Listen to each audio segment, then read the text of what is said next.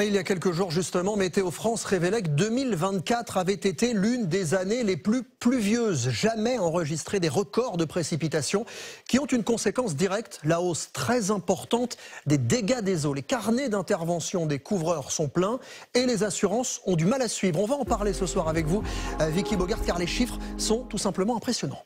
Oui, tout à fait. Une augmentation conséquente de plus de 20% des sinistres l'an dernier. Alors parmi les coupables, vous l'avez dit, il y a évidemment la météo. L'année 2024 est l'une des plus pluvieuses depuis 1959 avec un excédent de pluie de 15% par rapport à la normale. Certains mois comme septembre et octobre, on a connu des précipitations supérieures de 40% à la moyenne.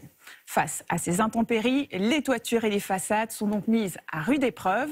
Mais l'augmentation des sinistres s'explique aussi par un manque d'entretien. La hausse du coût de la vie pousse de nombreux propriétaires à repousser des travaux nécessaires. Les dégâts des eaux deviennent donc un véritable casse-tête pour les propriétaires et les assureurs. Alors justement, quelles conséquences pour les assurés ? Cette hausse des dégâts des eaux se traduit directement sur les primes d'assurance habitation qui subissent une augmentation sans précédent, plus 10% en moyenne cette année.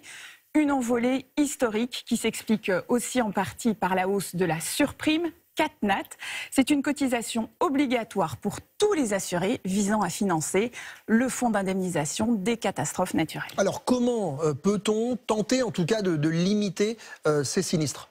Il est important d'inspecter régulièrement l'état des toitures, des façades et de nettoyer les gouttières pour éviter les obstructions qui favorisent les infiltrations. Et puis, il y a d'autres types de dégâts des eaux qui se produisent cette fois-ci à l'intérieur du logement, au niveau des canalisations, des machines à laver ou encore des joints de douche et de baignoire. Il faut absolument régulièrement vérifier leur étanchéité et les remplacer si besoin.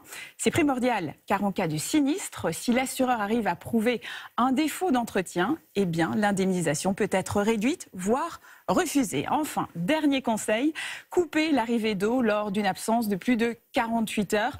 Là encore, si un sinistre se produit alors que l'eau n'a pas été coupée lors d'une absence prolongée, l'assureur peut considérer cela comme une négligence et refuser la prise en charge.